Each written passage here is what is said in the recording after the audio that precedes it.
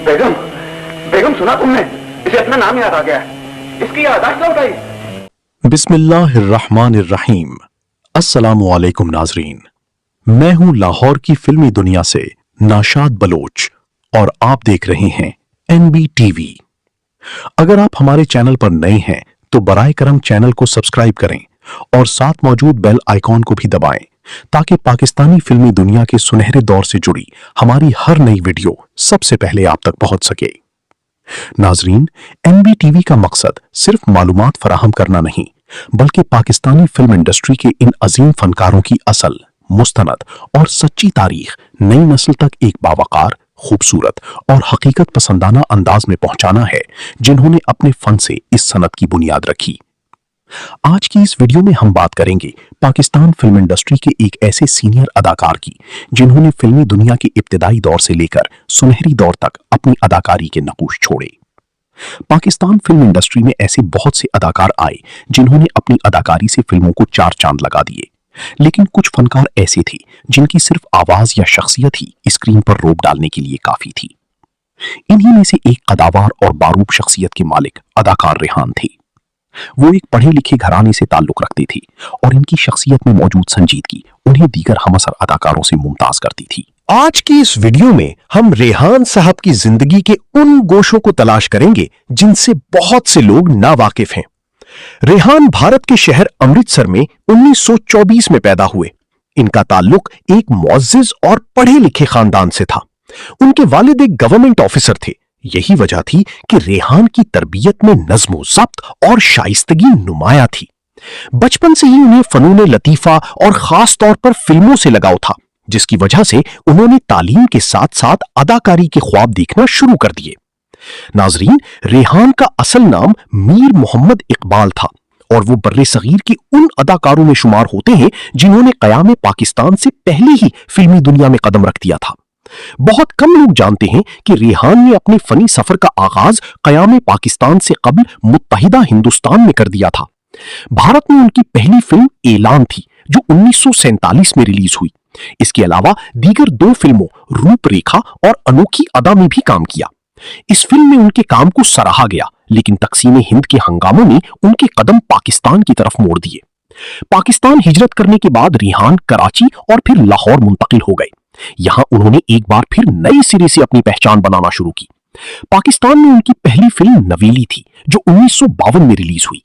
अगरचे शुरू में उन्हें हीरो के तौर पर भी कास्ट किया गया, लेकिन उनकी आवाज का जादू और उनकी पर्सनैलिटी विलन और कैरेक्टर एक्टिंग के लिए ज्यादा मौजू साबित हुई।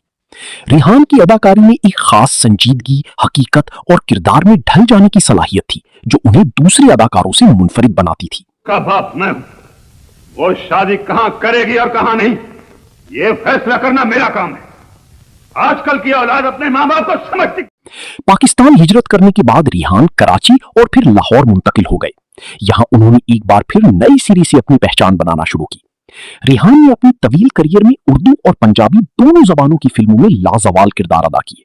उन्होंने तकरीबन 85 से जायद फिल्मों में काम किया।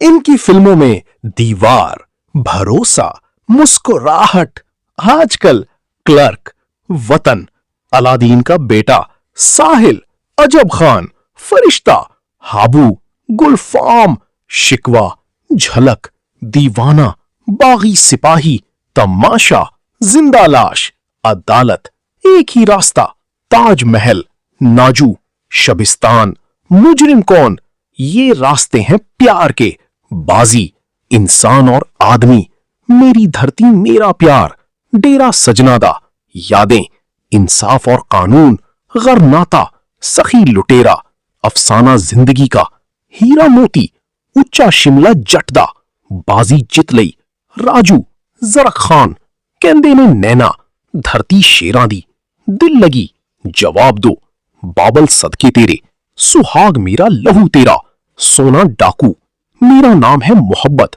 नाकाबंदी, दीवार, वक्त, सैया अनाड़ी, बदतमीज, लाइसेंस, अजदा बदमाश, नशीमन, आईना, धरती लहू मंगदी, अब घर जाने दो, आग, कातल ते फरिश्ता, लहू दे रिश्ते, देश परदेस, परवाना, बारूद का तोहफा, आखिरी फिल्म ज़िबा खाना थी जो 2017 में रिलीज हुई। اب ہم بھی ان لوگ کو بہت قریب سے دیکھے گا. ہمارا حکومت کو جو نقصان ہوا وہ ہم ان لوگ سے ہی پورا کرے گا. ان کی اداکاری میں ایک خاص بات یہ تھی کہ وہ محض شور شرابے والے ولن نہیں تھے بلکہ اپنی آنکھوں اور لہجے سے دہشت اور رعب پیدا کرتے تھے. ناظرین، ریحان کا انتقال 21 مارچ 2020 میں ہوا اور اس وقت ان کی عمر تقریباً 95 سال تھی. ان کے انتقال کے ساتھ ہی پاکستان فلم انڈسٹری کا ایک سنہری باب ہمیشہ کے لیے بند ہو گیا. لیکن ناظرین، فنکار کبھی مرتے نہیں، وہ اپنے کام کی صورت میں ہمیشہ زندہ رہتے ہیں. پاکستان فلم انڈسٹری کی تاریخ جہاں اپنے ہیروز کے تذکرے سے جڑی ہے، وہاں اداکار ریحان جیسے قد آور فنکاروں کے ذکر کے بغیر بھی نامکمل ہے. ریحان محض ایک اداکار نہیں بلکہ ایک عہد کا نام تھے، جنہوں نے اپنی گرجدار آواز، مخصوص لب و لہجے اور جاندار شخصیت سے پردہ سیمین پر ایک انمٹ نقوش چھوڑے. بچہ تمہیں مل جائے گا، لیکن اس بات کی کیا ضمانت ہے کہ وہ بڑا ہو کر میری دولت میں سے حصہ نہیں مانگے گا. امرتسر کی مٹی سے جنم لینے والا یہ فنکار جب سکرین پر نمودار ہوتا تو اپنی خاموشی سے بھی مکالمے ادا کرنے کا فن جانتا تھا. انہوں نے ولن کے روایتی تصور کو بدل کر اسے ایک نئی موتبری اور وقار عطا کیا. چاہے وہ زندہ لاش کا خوفناک ڈریکولا ہو یا معاشرتی فلموں کا کوئی سنجیدہ کردار، ریحان صاحب نے ہر روپ میں اپنی فنی گرفت کا لوہا منوایا. آج وہ ہم میں نہیں، لیکن ان کا کام اور ان کی یادیں رہتی دنیا تک پاکستان فلم انڈسٹری کی ماتھے کا جھومر رہیں گی. دیکھنا چاہتے ہیں کہ ہماری بیٹی کو اپنی ضد پیاری ہے یا باپ کی عزت، اپنی محبت چاہتی ہے یا باپ کی زندگی. ریحان انہی فنکاروں میں شامل ہیں جنہوں نے نہ صرف فلمی دنیا میں اپنا مقام بنایا بلکہ آنے والی نسلوں کے لیے ایک مثال قائم کی. ان کی اداکاری میں خلوص تھا، سادگی تھی اور ایک ایسا انداز تھا جو دلوں کو چھو جاتا تھا.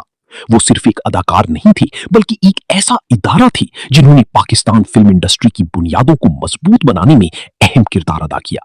آخر میں ہم یہی کہیں گے کہ ریحان جیسے فنکار صدیوں میں پیدا ہوتے ہیں اور جب وہ اس دنیا سے رخصت ہوتی ہیں تو اپنے پیچھے ایک ایسا خلا چھوڑ جاتے ہیں جو کبھی پور نہیں ہوتا. اللہ تعالیٰ مرحوم